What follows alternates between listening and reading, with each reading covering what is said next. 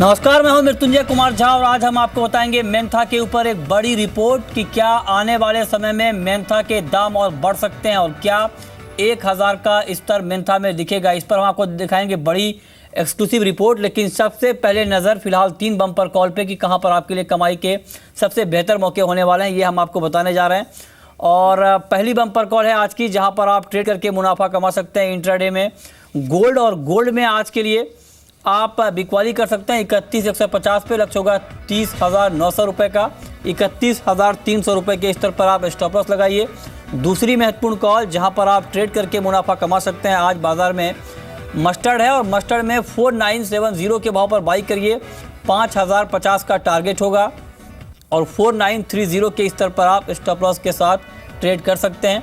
और तीसरी महत्वपूर्ण कॉल जहां पर आप कारोबार करके मुनाफा कमा सकते हैं, क्रूड ट्रस्ट लाइन का व्यू है कि 3125 पर आप बेचिए, 3070 का टारगेट होगा। ये 3 महत्वपूर्ण कॉल है, यहाँ पर आप ट्रेड कर सकते हैं। मार्केट में ट्रेड करिए लेकिन स्टॉप लॉस ज़रूर लगाइए। चलिए आगे बढ़ते हैं और सबसे पहले आप बात कर लेते हैं मेंथा की। मेंथा में क्या और तेज़ी आएगी, इस बात के संकेत अब साफ तौर पर मिलने लगे हैं, क्योंकि उत्पादन पिछले साल से ज़्यादा है लेकिन बकाया स्टॉक काफ़ी कम हो गया है और ये बड़ी वजह है जिससे मेंथा की कीमतों में तेज़ी आ सकती है।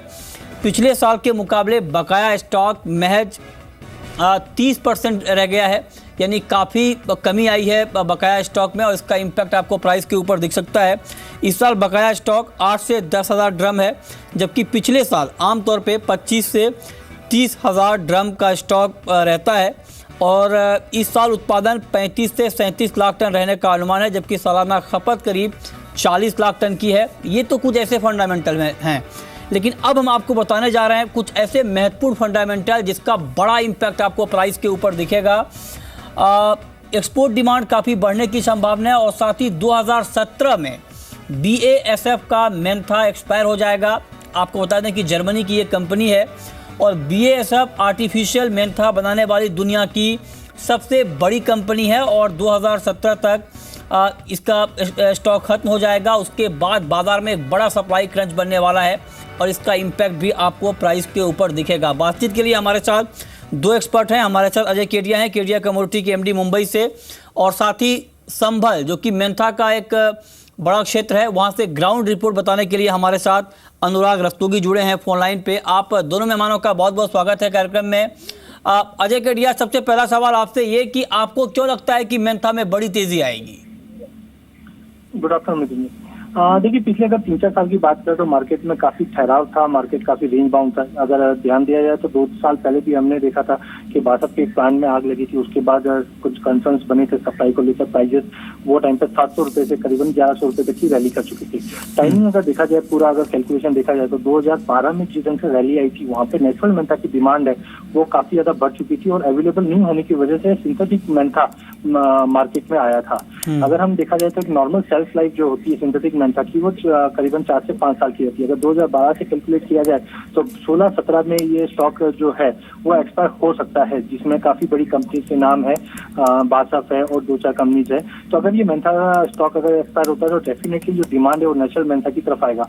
जैसे कि हम जानते हैं कि डोमेस्टिक मार्केट में भी प्राइजेस ज्यादा रैली नहीं करने की वजह से एरिया अंडर कल्टीवेशन में ड्रॉप आया है और इंडिया में भी जो टोबैको इंडस्ट्रीज में काफी बैन्स लगे, काफी स्टेट्स ने बैन किए, तो उसकी वजह से डिमांड में थोड़ा सा ड्रॉप जरूर देखा गया था। इसकी वजह से जो अगर सोइंग में भी ड्रॉप है वो कहीं ना कहीं ऑफसेट हो रहा है। तो ओवरऑल मुझे लगता है कि अगर एक्सपायर्ड होता है सिंथेटिक मेंथा तो इंटरनेशनल डिमांड काफी बढ़ जाएगी।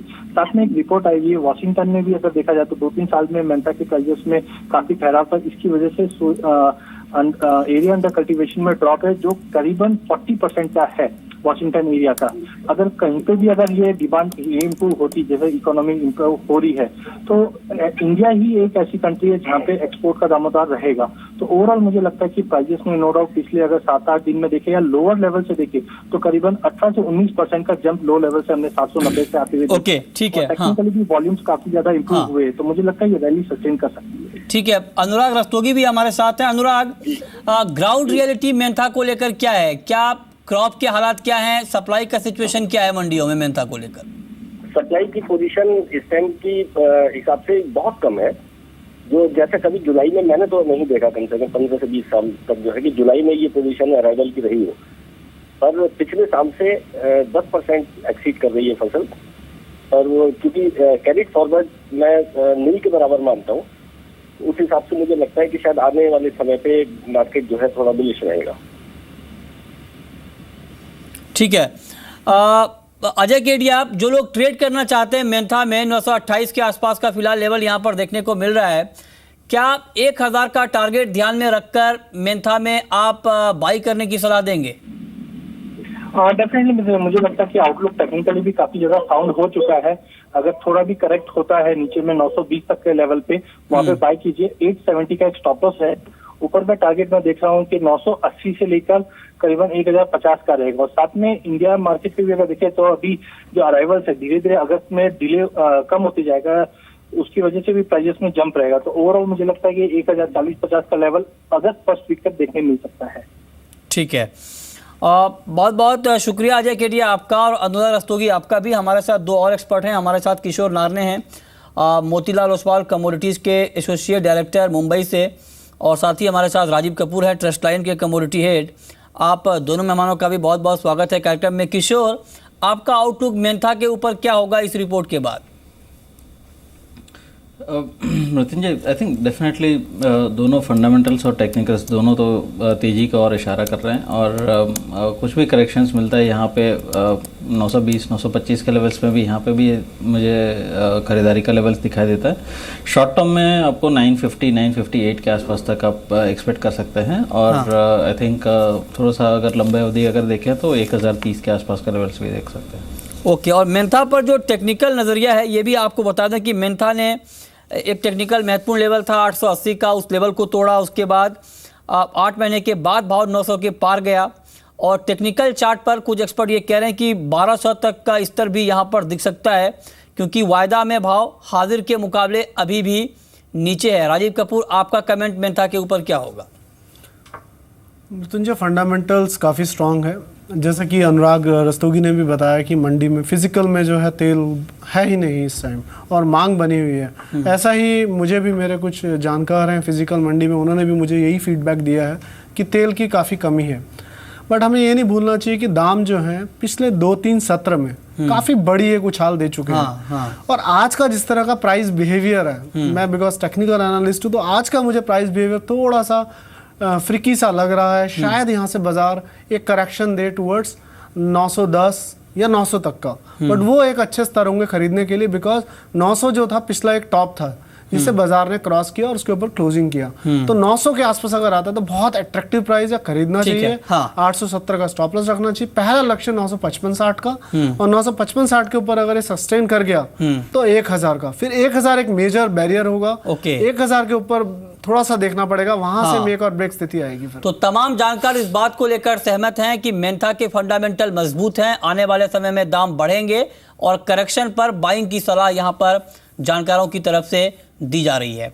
आगे बढ़ते हैं, बात कर लेते हैं अब ग्वार की, और ग्वार की कीमतों में भी लगातार तेजी का रुख यहां पर देखने को मिला है, क्योंकि बुआई काफ़ी घटी है। किसान जो है वो दूसरे क्रॉप की तरफ शिफ्ट कर रहे हैं। किशोर, ऐसे में क्या आपको लगता है कि ग्वार में तेजी अभी और बाकी है? बिल्कुल है। आई थिंक मृत्युंजय, यहाँ पे टेक्निकली तो काफ़ी स्ट्रांग दिख रहा है, और 4000 का स्तर तो शॉर्ट टर्म में छूने की आशंका है। तो मैं इसमें हर डिप में इसमें बाइंग का सजेस्ट करूँगा। सीड में अगर देखें तो 3880 के आसपास एक बार बाइंग कर सकते हैं 3800 का स्टॉप लॉस के साथ, और 4000 का टारगेट के लिए। ओके, आगे बढ़ते हैं, बात कर लेते हैं आप कुछ और एग्री काउंटर की, जहाँ पर आपके लिए कमाई के मौके इंट्राडे में हो सकते हैं। सोयाबीन के ऊपर राजीव कपूर, आपका व्यू क्या होगा? क्या आपको लगता है कि सोयाबीन में अभी गिरावट की संभावना है? मृत्युंजय, मैंने कल के भी आपके टेलीफोनिक में बताया था कि 3700 एक अहम सपोर्ट दिखता है मुझे। उसी को मद्देनजर रखते हुए 3720, 25 या 30 कहीं भी मिलता हुआ खरीदना चाहिए। और पहला टारगेट मैं 3760 और 3780 समझता हूँ। बहुत बड़ी रैली नहीं समझता और बहुत बड़ी गिरावट नहीं समझता। गिरावट इसलिए नहीं समझता कि हिंदुस्तान में थोड़ा सा इस बार प्रोडक्शन कम हो सकता है बिकॉज ऑफ मध्य प्रदेश में जो फ्लड काइंड ऑफ सिचुएशन है। और बहुत बड़ी तेजी इसलिए नहीं कि इंटरनेशनली इसका जो प्रोडक्शन है काफ़ी अच्छा है, बहुत कमी नहीं है वहाँ, तो वहाँ से फिर दबाव देखने को मिल सकता है। तो इस लेवल पे अट्रैक्टिव है खरीदने के लिए। ठीक है, आप कह रहे हैं कि इस लेवल पे अट्रैक्टिव प्राइस है बाइंग के लिहाज से। मस्टर्ड के ऊपर क्या व्यू होगा आपका किशोर नार में? आई थिंक मस्टर्ड एक स्ट्रॉन्ग कमोडिटी है शॉर्ट टर्म में। मुझे लगता है कि यहाँ पे 49.70 के आसपास एक बार बाइंग करके चल सकते हैं 49.30 का स्टॉप लॉस के साथ। अगेन 5050 5070 के आसपास का टारगेट्स के लिए।